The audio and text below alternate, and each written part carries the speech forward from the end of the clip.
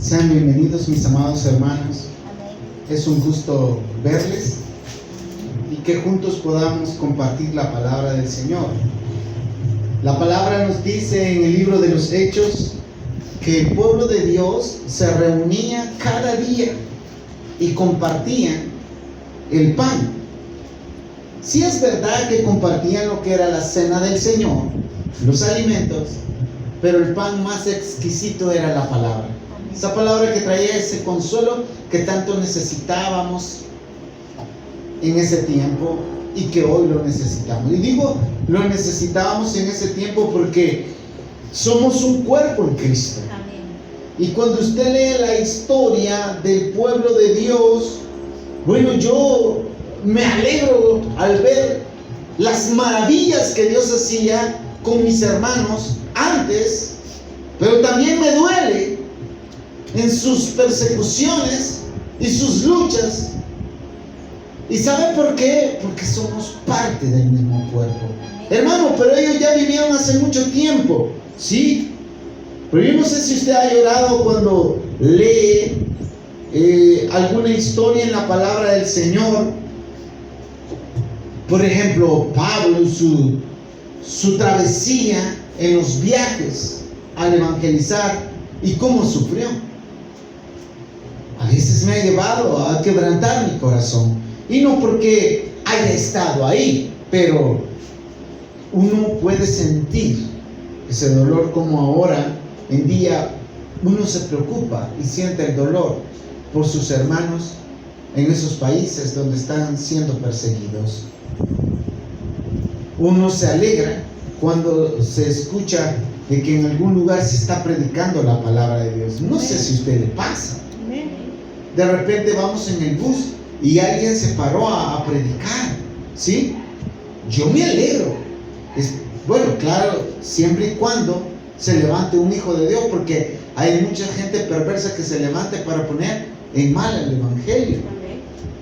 Gente que nada más se levanta para pedir dinero, para hablar cosas que no tienen nada de edificación. Que Dios reprenda al diablo, porque eso lo utiliza para confundir a muchos. ¿Y para qué? Para que el evangelio sea vituperado, insultado. Muy bien, vamos a leer la palabra del Señor en esta tarde. Le invito a que abramos en el evangelio de Marcos capítulo 3. Marcos capítulo 3, verso 1 al 6.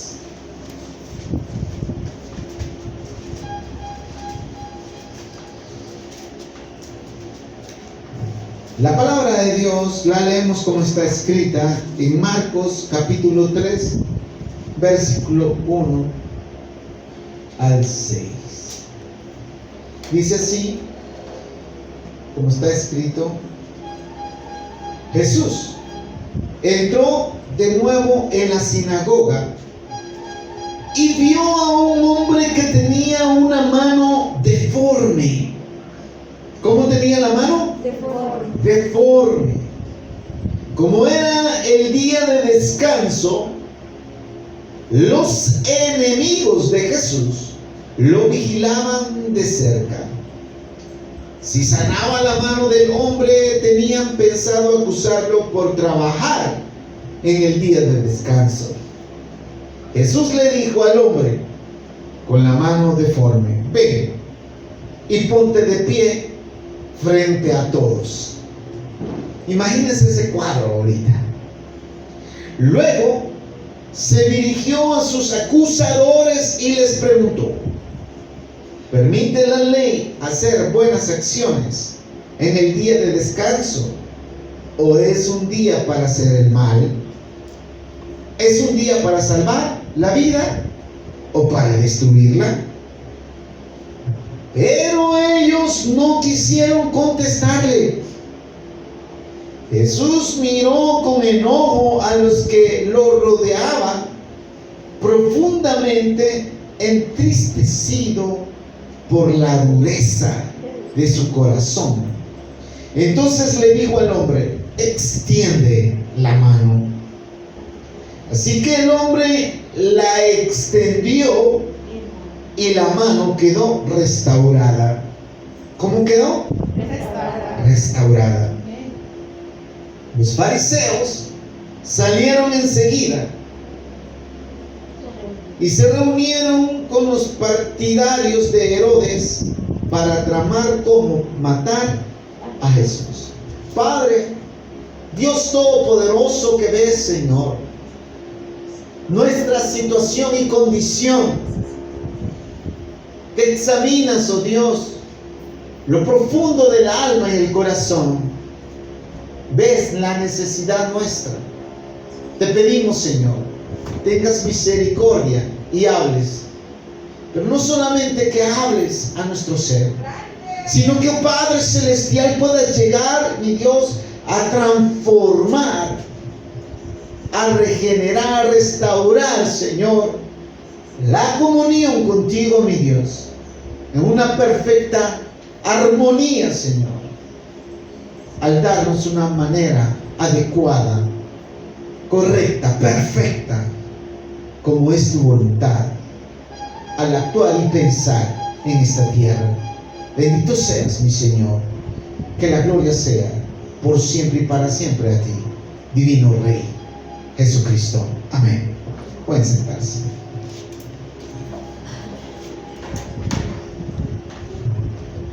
El tema que he querido ponerle a esta enseñanza es misericordia o religiosidad. Misericordia o religiosidad. Mis queridos hermanos,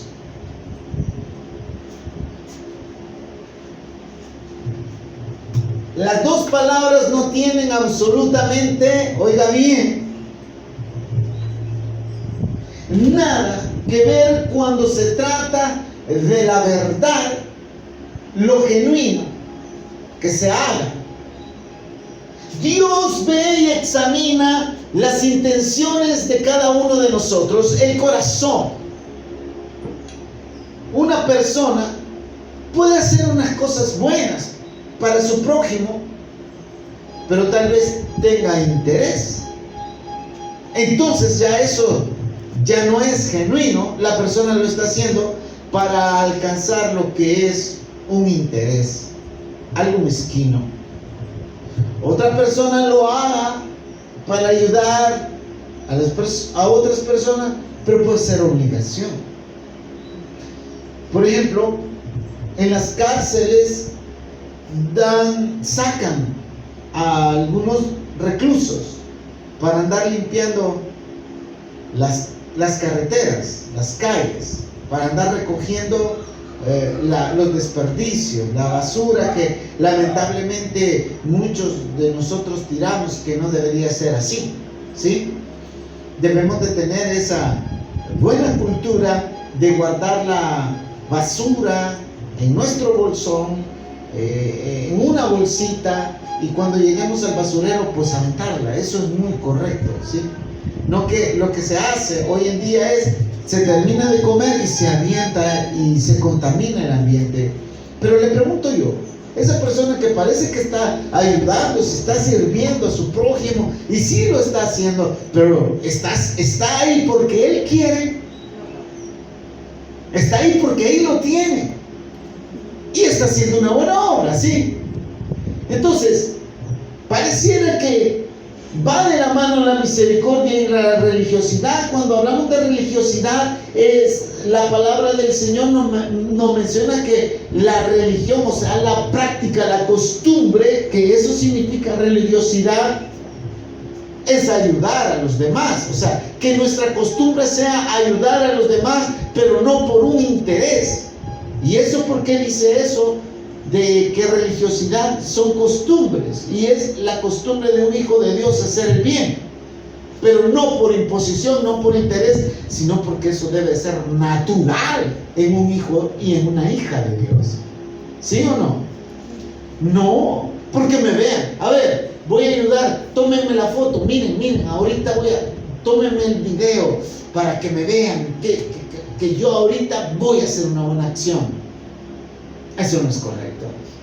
Veamos lo que la palabra nos menciona en la carta de Santiago, vamos a leer lo que dice la palabra del Señor.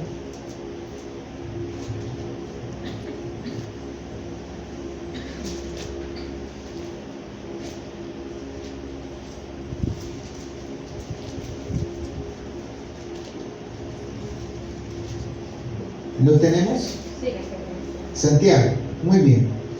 Bueno, leamos lo que dice la palabra de Dios en esta hora, en el capítulo 4.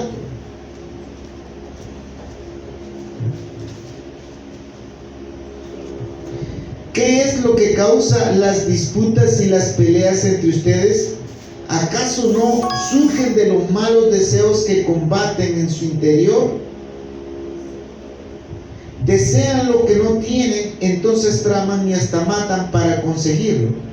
Envidian lo que otros tienen, pero no pueden obtenerlo, por eso luchan y les hacen la guerra para quitárselo. Sin embargo, no tienen lo que desean porque no se lo piden a Dios. Aún cuando se lo piden, tampoco lo reciben porque lo piden con malas intenciones. Desean solamente los que le darán placer. Y dice: adúlteros, ¿no se dan cuenta de que la amistad con el mundo los convierte en enemigos de Dios? Lo repito, si alguien quiere ser amigo del mundo, se hace enemigo de Dios. Hermanos, cuando nosotros leemos esta porción, pareciera que no se lo está diciendo a los hijos de Dios, porque un hijo de Dios no tendría que ser así. ¿Cree usted que esa es la costumbre que debe de tener, la práctica que debe de tener un hijo de Dios? Porque una persona puede decir que es religioso en costumbre, que va detrás de una fila de personas y pegándose en el pecho y pidiendo en ese momento perdón y misericordia. No, mire, eso es religiosidad. La costumbre de ir cada domingo o cada sábado a un templo, pero hasta ahí llegó, pero va nada más por costumbre o religiosidad. Y lo que acabamos de leer no define que fuese el pueblo de Dios. Más parece que se lo está diciendo a alguien que no conoce la ley de Dios.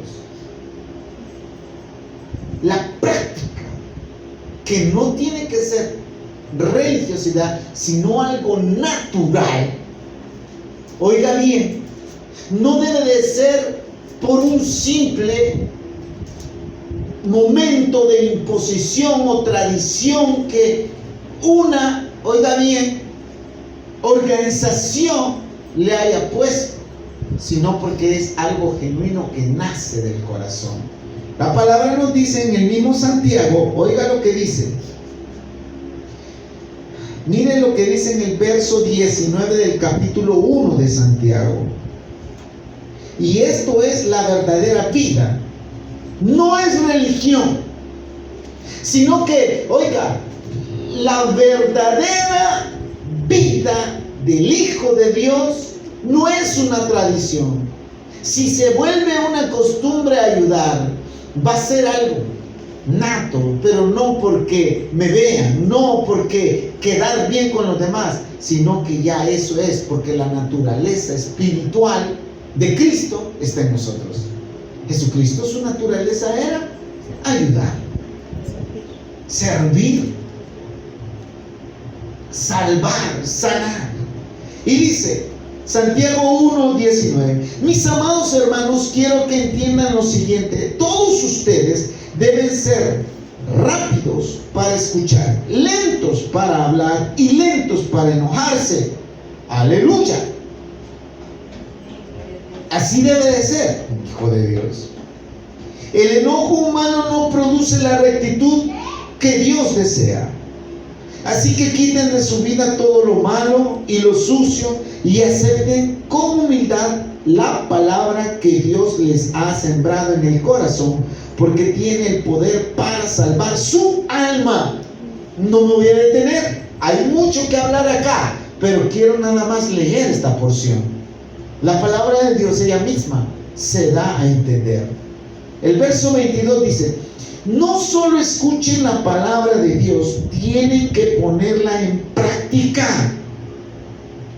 De lo contrario, solamente se engañan a sí mismos. O sea, esto es religiosidad. Oír la palabra, pero no vivir la palabra. Escuchar la palabra, pero no ponerla en práctica. Y de esto es lo que trata este mensaje, de que vamos a ver misericordia o religiosidad. Y dice el versículo 23: pues si escuchas la palabra pero no la obedeces, sería como ver tu cara en un espejo. Te ves a ti mismo, luego te alejas y te olvidas cómo eres. Pero si miras atentamente en la ley perfecta que te hace libre y la pones en práctica y no olvidas lo que escuchaste, entonces Dios te bendecirá por tu obediencia. Verso 26. Y mira lo que dice: si afirmas ser religioso, pero no controlas tu lengua, te engañas a ti mismo y tu religión no vale nada. El verso 27. La religión pura y verdadera. Oiga, cámbiale la palabra religión por la verdadera costumbre o la verdadera práctica de un hijo de Dios. La religión pura y verdadera a los ojos de Dios Padre consiste en ocuparse de los huérfanos y de las viudas en sus aflicciones y no dejar que el mundo te corrompa. No dejar que el mundo te corrompa. Ayudar a los demás, sí, pero no dejar que el mundo influya sobre ti. Esa es la práctica verdadera, la costumbre que debe de haber en todo hijo de Dios. Mantenerse a la defensiva, que no venga la influencia satánica de todo lo que está alrededor, para que nosotros practiquemos lo que no le agrada a Dios, sino que mantengámonos puros, limpios, santos delante de Dios. Aquí está hablando de la verdadera religión. O sea, las religiones, cuando hablan de religiones, se refieren hoy en día a diferentes creencias, organizaciones, grupos. Algunos mormones, testigos de Jehová, evangélicos, católicos y así, Hare Krishna, Islam y todos ellos. ¿Por qué se les dice religiones? Porque cada uno de ellos tiene su forma, prácticas, costumbres.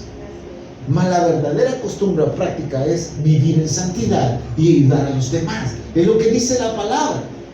Y aquí no es con nombre tal religión, no. Aquí está hablando de vivir una vida que honra a Dios.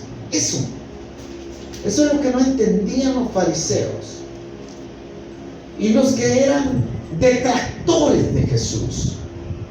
Ellos eran personas que practicaban mucho la ley, hacían lo que les decía la ley, pero nada más como eso, como una simple costumbre o como una simple tradición, pero su corazón estaba muy lejos. Allí estaban haciendo lo bueno, entre comillas, pero no era de corazón. Imagínate que alguien esté haciendo algo para ti, pero de mala gana, o lo esté haciendo, pero no con un corazón genuino. Se va a sentir feo eso. Dios examina los corazones, ve más allá del que todo pueden ver.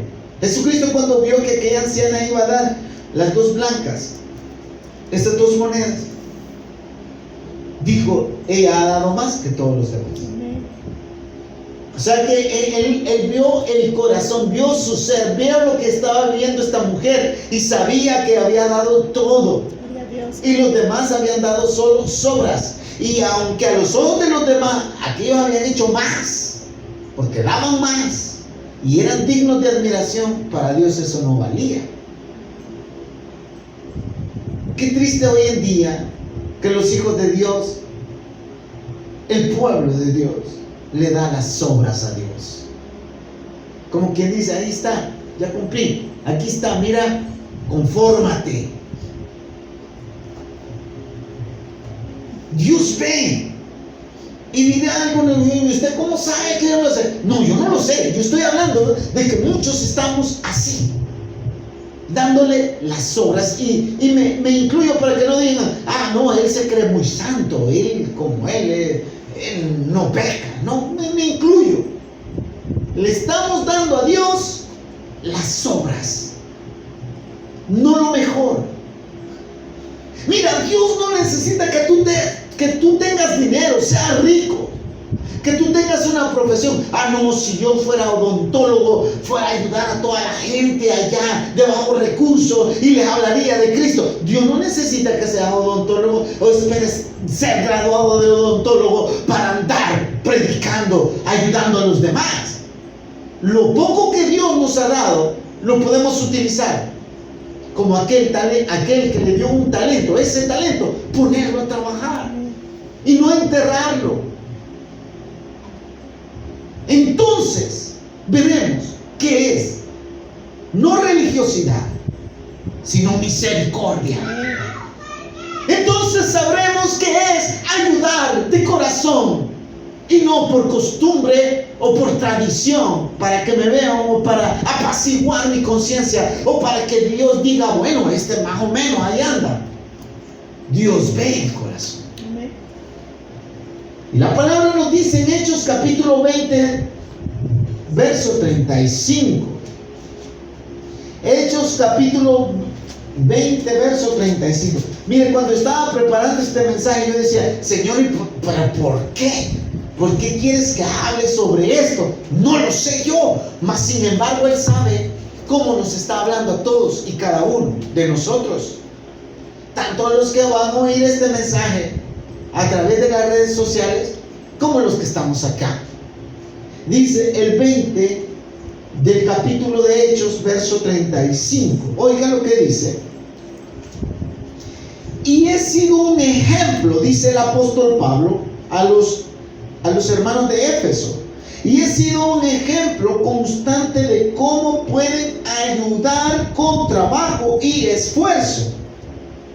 O sea que él no decía solo ayuden, sino que él ayudaba. Fue un ejemplo con trabajo y esfuerzo a los que están en necesidad, ayudarlos. Deben recordar las palabras del Señor Jesús. Hay más bendición en dar que en recibir. Mire, este hombre no decía, mi hermano, vamos a trabajar para ayudar a... No, él se ponía a la par. Trabajemos ya de una vez. No decía, bueno, hermanito, vamos a hacer esto. Hay gente que dice eso, vamos a hacer esto, pero nunca se involucró. No, él se ponía ahí, pues.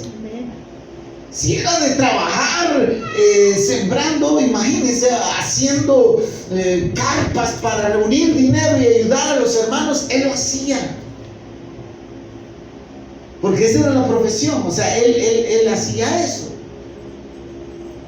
Mas la palabra del Señor dice que lo aprendió del maestro de maestros. Aquel que dijo, yo estoy con ustedes como su maestro, pero estoy sirviéndoles. O sea, cuando Pablo estaba haciendo eso, aunque no anduvo con Jesucristo, la influencia del poder del Espíritu Santo, la presencia y la palabra de Jesucristo vivía en el corazón de este hombre. Y lo hacía hacer la voluntad de Dios en obras y no solamente en palabras, en fe. Como lo dice Santiago, la fe sin obras está muerta. Y las obras sin fe también están muertas. El apóstol Pablo decía algo muy interesante. Como dice, recuerden las palabras de nuestro Señor, de nuestro Maestro. Hay más bendición en dar que en recibir.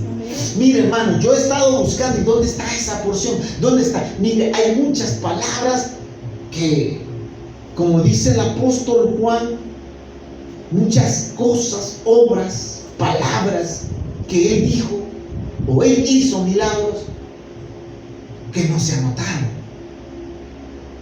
Y me gusta porque esta porción, si es verdad que lo encontramos en la vida de Jesucristo, mas no lo he encontrado en un verso así de los evangelios, pero es algo que ahí quedó escrito en el libro de los Hechos, palabras de nuestro Señor Jesús.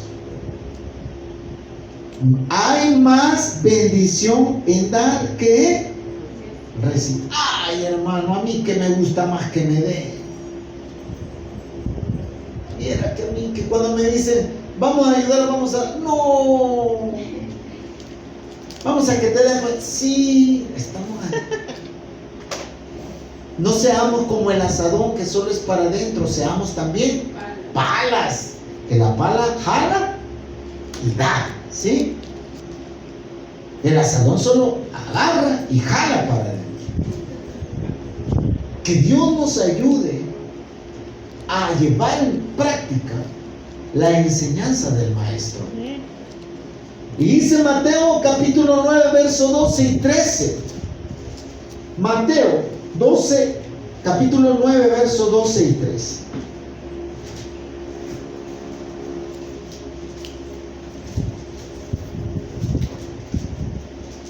Dice la palabra del Señor así: cuando Jesús los oyó, les dijo: la gente sana no necesita médico, los enfermos sí. Luego añadió: ahora vayan y aprendan el significado de la siguiente escritura. Quiero que tengan compasión, o sea, misericordia, no que ofrezcan sacrificios. Pues no he venido a llamar a los que se creen justos, sino a los que saben que son pecadores. Amén. Hermanos, esa fue una bofetada para aquellos que no, si ellos andaban ya en las nubes, pues se creían que ya estaban con el cielo ahí ganado. Y Jesucristo le dijo: yo he venido a los que saben que están enfermos y necesitan esa ayuda. Pero qué arrogancia, qué orgullo, qué barrera más grande la que pone el ser humano cuando cree que está bien y en realidad no ve su situación precaria, su situación,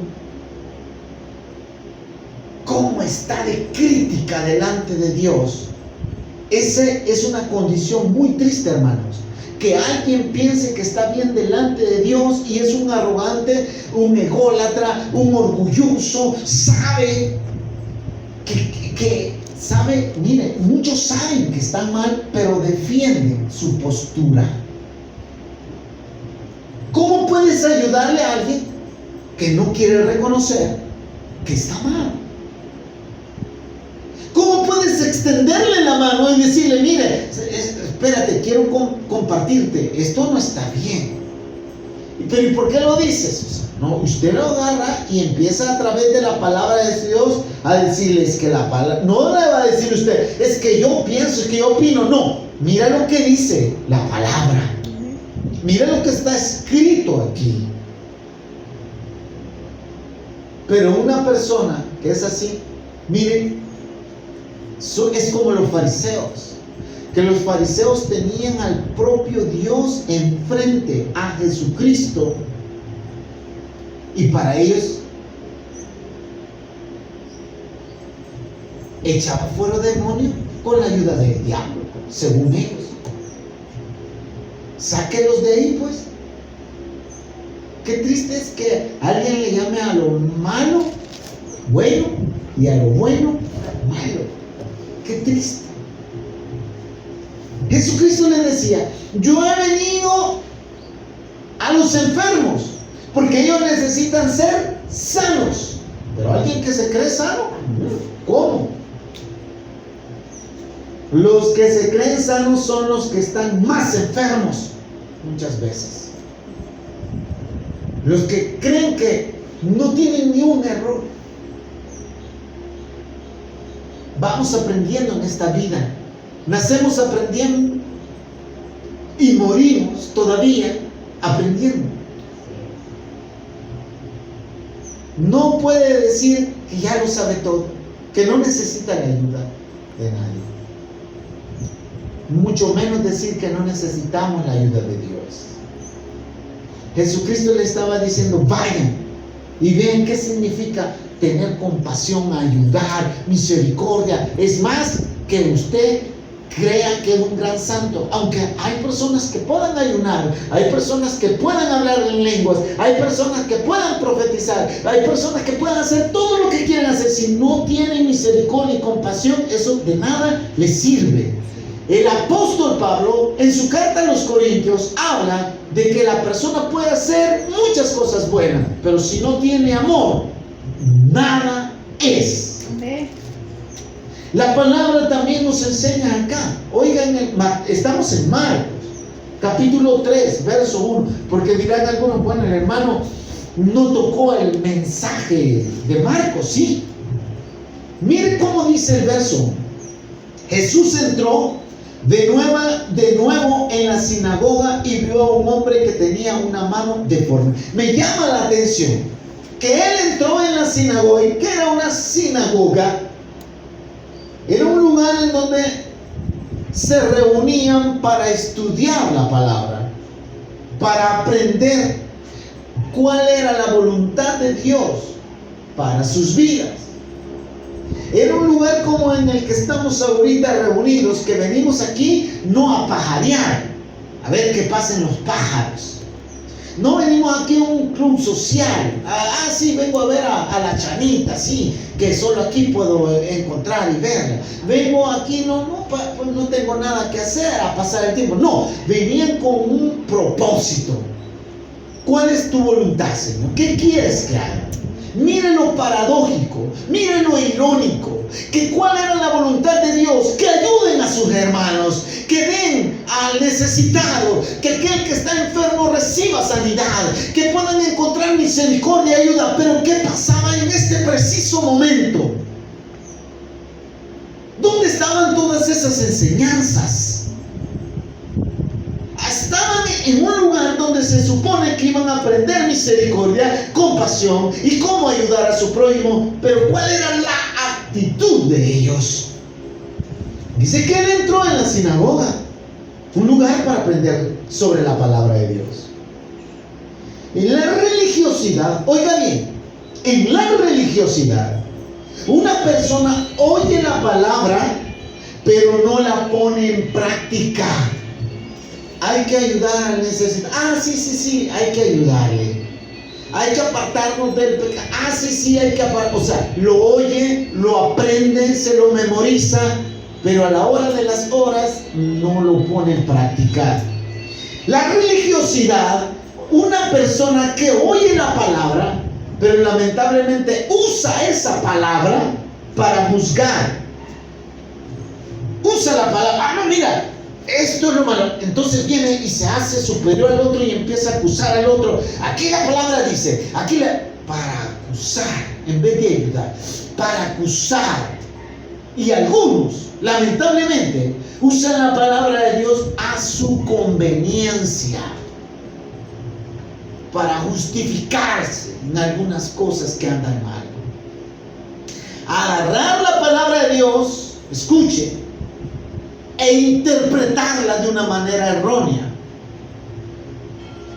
Pero ¿qué pasa con un hijo de Dios? Oye la palabra. Y aquí está la diferencia. Un hijo de Dios oye la palabra y primeramente la aplica a su vida.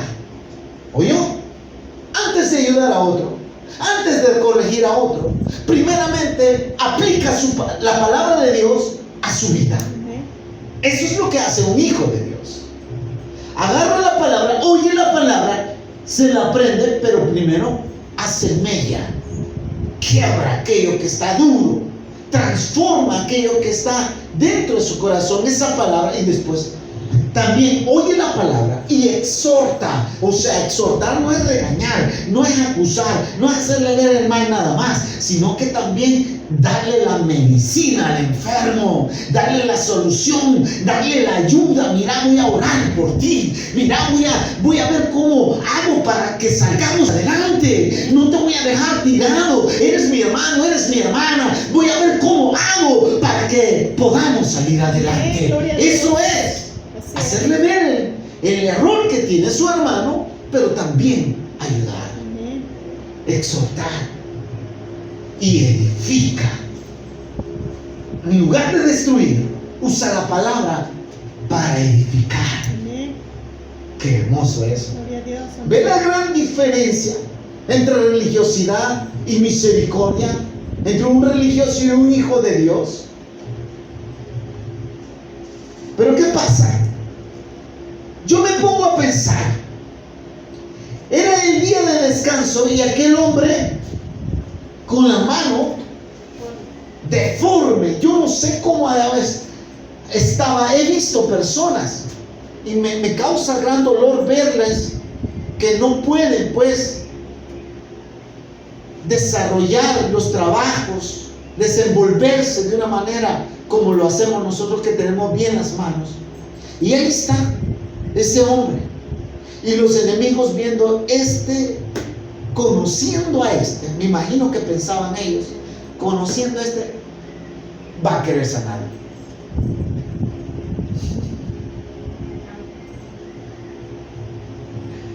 Imagínense a los acusadores de Jesús, a los religiosos, a los detractores. Aquí bien dice, ¿cómo lo dice? Marcos dice, mire cómo lo dice. Verso 2, como era el día de descanso, los enemigos de Jesús, pero no porque él se buscara enemigos, no, que esos salían ahí pues. En ocasiones tú no andas buscando enemistad. Los enemigos de Jesús lo vigilaban de cerca. Si sanaba la mano del hombre, tenían pensado acusarlo por trabajar en el día de descanso. Es como que usted vea a un niño, una comparación quizás muy correcta, pero imagínese un niño que le gusta el chocolate y usted tiene una barra de chocolates de esas grandes en la mesa y el niño ahí anda, y usted ¿qué es lo que piensa? ¿Qué es lo que piensa? Que ahí anda por ahí corriendo. Este va a agarrar el chocolate. ¿Por qué? Porque le gusta. La naturaleza de mi maestro era ayudar y no dejar en sufrimiento a nadie. Gloria a Dios. La naturaleza de él, su ser, su personalidad, era amor. Es amor. No podía, no era ciego, no podía pasar desapercibido el sufrimiento, el dolor, el martirio, la agonía, e irse indiferente. ¿Comprende usted esto? Y cuando aquellos hombres lo vieron, dijeron, va a querer. Y aquí está la oportunidad para acusarlo. Yo me pongo a pensar, ¿por qué si uno de ellos hubiese sido el que tenía la mano deforme, no querría él que lo sanara? Sí. ¿Qué tal si hubiera sido uno de ellos? Ese es el problema. El problema es que muchas veces nosotros somos buenos para ver desde el punto de vista de afuera, pero no sabemos por la lucha, la dificultad, la necesidad que está pasando a nuestro hermano. Nosotros lo vemos allá como no estamos en esa situación. Es más fácil juzgar, es más fácil decir que se haga esto, que se haga aquello, pero no está la persona pasando la situación.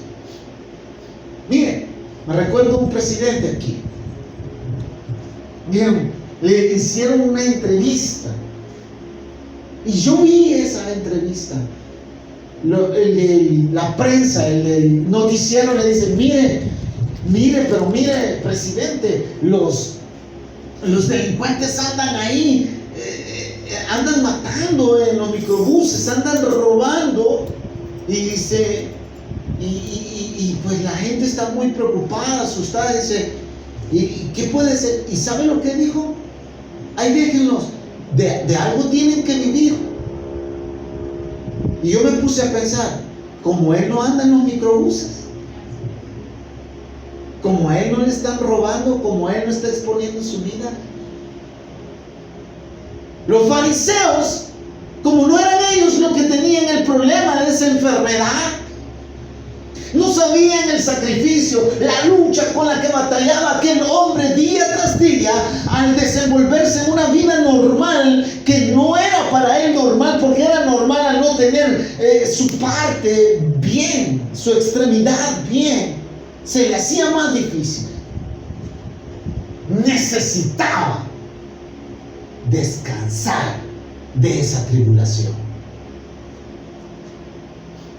Y llegó quien podía darle descanso. Amén, gloria a Dios. Porque Él es descanso a todo aquel abatido. Amén. Gloria a Dios. Él mismo dijo, vengan a mí todos los que están cansados y cargados, Amén, gloria a Dios. y yo os haré descansar. Allí estaba quien le daría descanso a aquel hombre. Jesús el Señor. Él es el descanso. Marcos capítulo 2 verso 28. Miren lo que dice la palabra del Señor. Marcos 2 verso 28. Así que el Hijo del Hombre, o sea, hablando Jesús de Él mismo, así que el Hijo del Hombre es Señor incluso del día de descanso. Amén. Y aquí quiero que comprenda que no estamos hablando del sábado, hermanos. Que sí es verdad que el sábado fue el día que se había consagrado en el Antiguo Testamento para buscar a Dios, los israelitas. En el Nuevo Testamento dice que para el Hijo de Dios todos los días son santos. Y cualquier día que usted pueda dar, imagínense que tenemos a alguien que sea vigilante aquí y tenga que trabajar sábado o domingo y tal vez le den de descanso el martes y él quiere consagrar el martes para su Señor. Ese es el día de descanso para él y se lo entrega al Señor. Ese es el día que le dedica al Señor.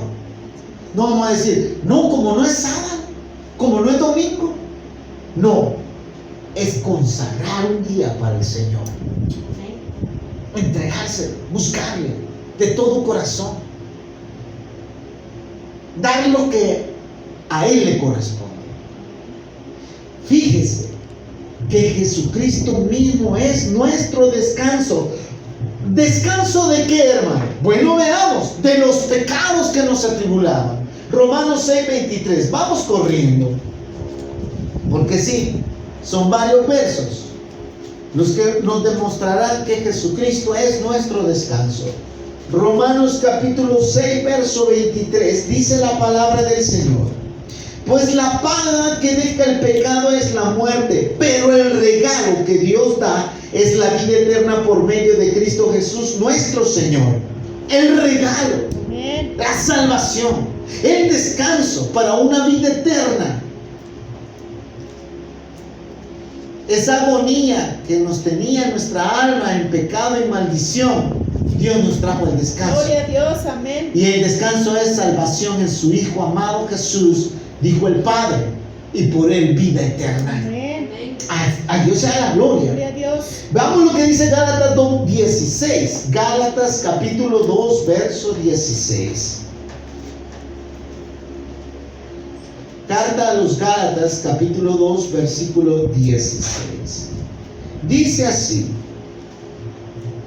sin embargo, sabemos que una persona es declarada justa ante Dios. ¿Por qué? Por la fe en Jesucristo. No la fe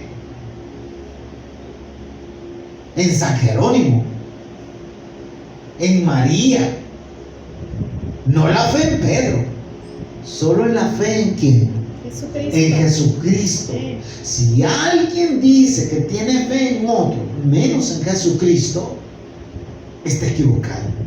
Porque la persona va a ser declarada justa delante de Dios solo poniendo su fe en el Hijo de Dios, Amén. en Jesucristo.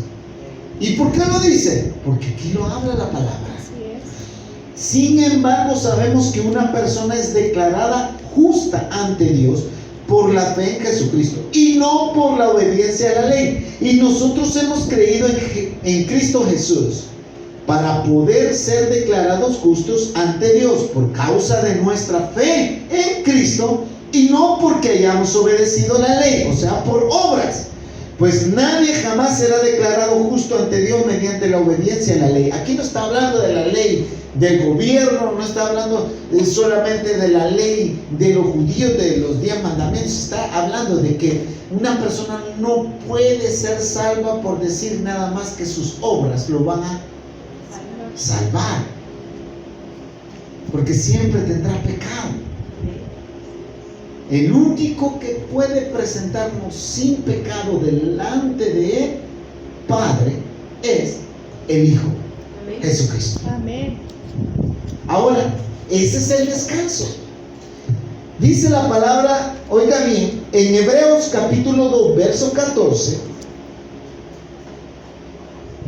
que Él nos trae descanso. También, Hebreos 2, 14.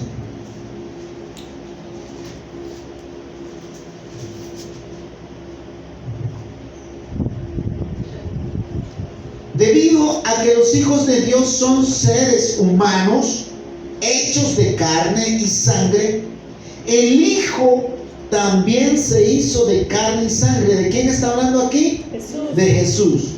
Pues solo como ser humano podía morir y solo mediante la muerte podía quebrantar el poder del diablo, quien tenía el poder sobre la muerte.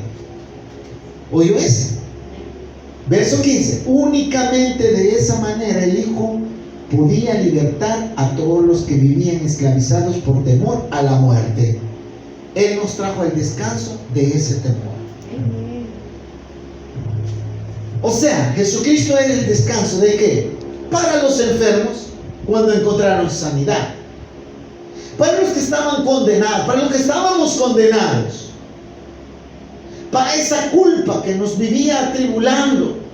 Él nos libertó de eso. De la muerte, etc. Jesús, Cristo Jesús, nuestro Señor, es nuestro descanso. Amén. ¿Y sabe qué? El tiempo de ese descanso es hoy. ¿Sí? El tiempo de ese descanso, hermanos, es hoy. Ese es el tiempo en que Cristo nos da. En el verso 4 de Marcos capítulo 3, verso 4.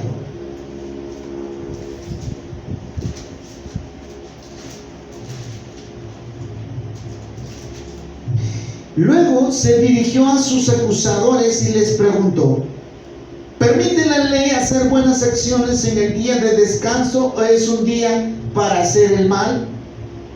¿Es un día para salvar la vida o para destruirla?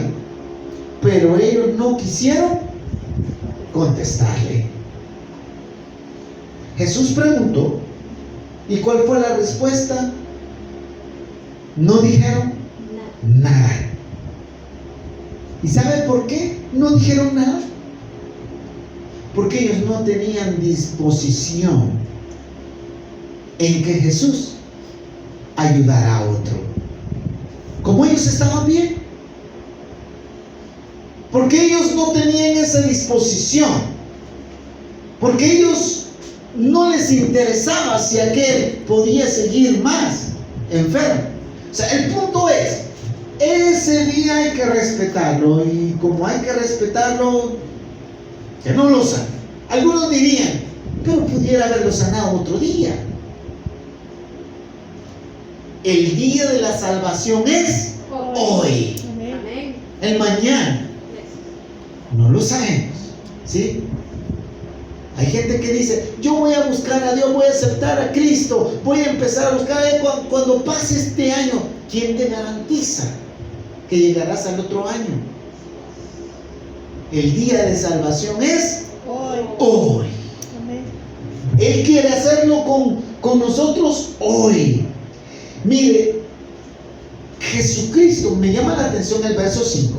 Jesucristo miró con enojo a los que lo rodeaban profundamente. Oiga bien, se molestó.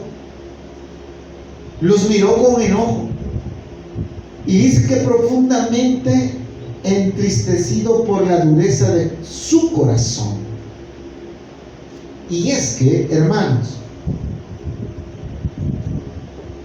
Él se molestó porque no encontró compasión en los corazones de ellos.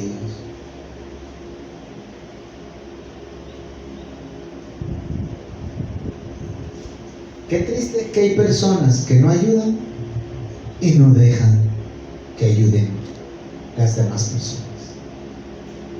Qué triste eso. Solamente encontró maldad en su corazón. ¿Sabe por qué? Una persona así no querrá aceptar su error, mucho menos ayudar a otros. Ellos prefirieron no contestar para decir, bueno, yo no quiero decir que estoy equivocado. Yo quiero mantenerme en decir que tiene que respetar el día de descanso. No debe de trabajar, no debe sanar. Entonces mejor optaron por quedarse callados. No les interesó el dolor. Por no aceptar su error. No le importó si ayudaba o no ayudaba a los demás. Eso es religiosidad. No es misericordia. No es compasión. Jesús, oiga bien, trajo el verdadero significado del día de descanso. Amén. Amén. ¿Por qué? Porque del brazo de aquel hombre fue restaurado en ese momento delante del maestro. Porque aquel hombre que había vivido atribulado con esa enfermedad mucho tiempo, sufriendo, ese momento fue sano. Así como nuestras vidas fueron restauradas en los brazos del Maestro ese día que le entregamos nuestro corazón.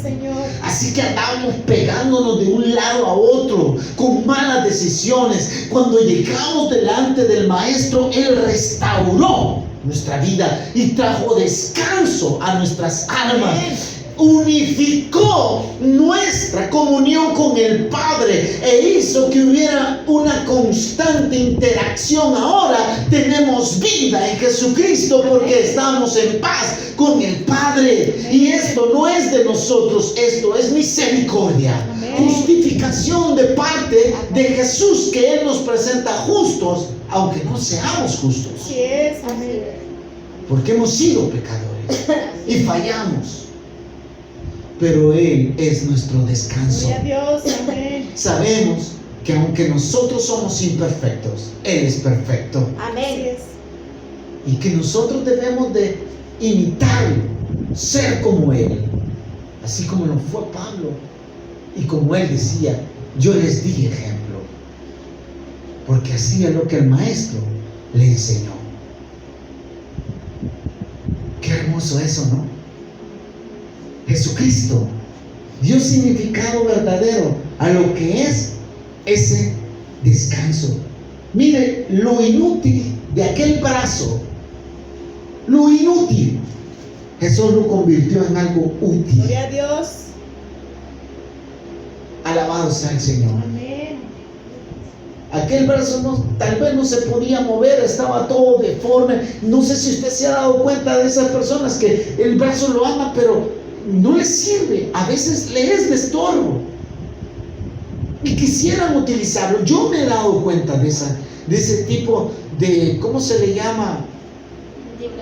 Inválidos. O sea, que inválido quiere decir no vale, sí, inválido, no puede, no trabaja. Pero Jesucristo le restaura el brazo. Gloria a Dios, amén. Y lo inútil lo transformó en algo útil. Así es, amén. Eso hace Jesús con nuestras vidas. Amén. Y dígale, yo no soy ningún inútil. Veámonos delante de Dios. Pero Dios nos hace útiles. Siempre hay perdón, descanso, ayuda de parte de Jesucristo nuestro Señor. Siempre hay perdón, descanso, ayuda de parte del Maestro. Padre, gracias. Gracias porque tú eres compasión, eres misericordia, eres bondad, eres el descanso que tanto anhelamos, Señor. Oh Dios, cuánto necesitamos de ti. Oh Señor, ayúdanos a ser misericordiosos y no religiosos, Señor. Padre Celestial, que podamos imitarte a la luz de las Escrituras por medio de tu Hijo, Señor. Nos has mostrado tus caminos. Oh Dios Todopoderoso, bendito seas. En ti hay refugio. En ti puede correr todo aquel atribulado y encontrar, Señor, protección y descanso, salvación y vida eterna, redención. A ti sea la gloria por los siglos de los siglos. Bendito Salvador, tú eres Señor y Dios nuestro. Amén y amén.